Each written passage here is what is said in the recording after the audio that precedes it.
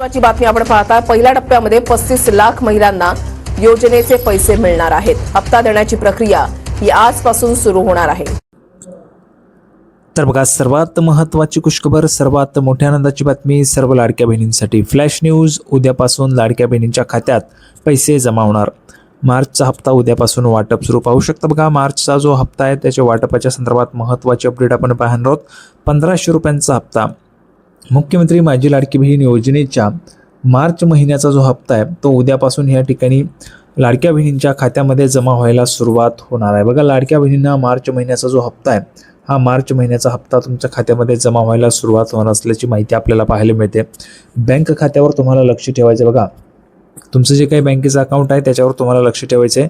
ज्या महिलांनी KYC जी आहे ती यशस्वीरित्या पूर्ण केलेली आहे अशा पात्र लाभार्थ्यांच्या खात्यामध्ये DBTद्वारे पैसे वर्ग केले जाणार आहे। महत्त्वाचं म्हणजे काय तर 30 एप्रिलपर्यंत मुदतवाढ आहे। बघा, ज्यांची KYC राहिलेली आहे त्यांना 30 एप्रिलपर्यंत मुदतवाढ दिलेली आहे। आणि महत्त्वाचं म्हणजे लवकरात लवकर सर्वांनी KYC जी आहे ती करून घ्यायची आहे।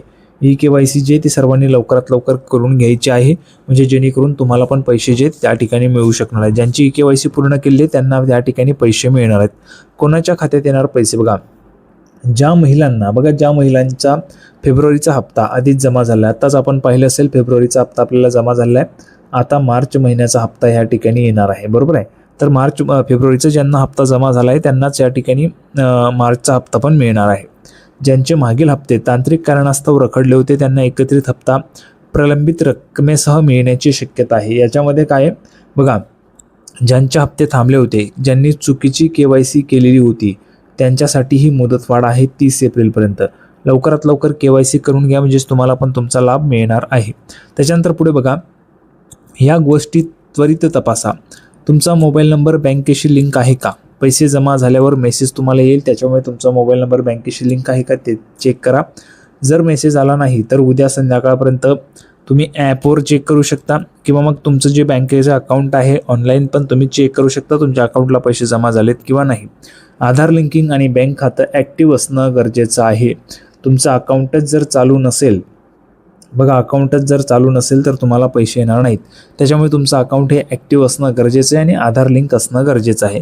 त्याच्यामध्ये जी KYC असते ती पण असणं गरजेचं आहे, कारण बघा, आपण जर पाहिलं तर रिझर्व्ह बँक ऑफ इंडियाचे काही नियम आहेत, त्याच्यानुसार जे अकाउंट आहे ज्याच्यावर व्यवहार होत असतात ते अकाउंट चालू असतं, ज्या अकाउंटवर व्यवहारच होत नाहीत ते अकाउंट बंद केलं जात असतं। त्याच्यामुळे जर समजा 2-3 महिन्यांपासून तुमचे पैसे आले नसतील KYCच्या चुकीमुळे किंवा काय, तर त्याच्यामुळे तुम्हाला ते चेक करून घ्यायचे तुमची KYC बरोबर आहे किंवा नाही, तुमचं अकाउंट लिंक आहे की नाही ते तुम्हाला चेक करून घ्यायचे, म्हणजे जेणेकरून तुम्हाला पैसे यायला मार्ग तुमचा मोकळा होणार आहे। आता बघा, हप्ते हे टप्प्याटप्प्याने जमा होत असल्याने जर उद्या सकाळीच तुम्हाला पैसे आले नाहीत तर घाबरून जाऊ नका।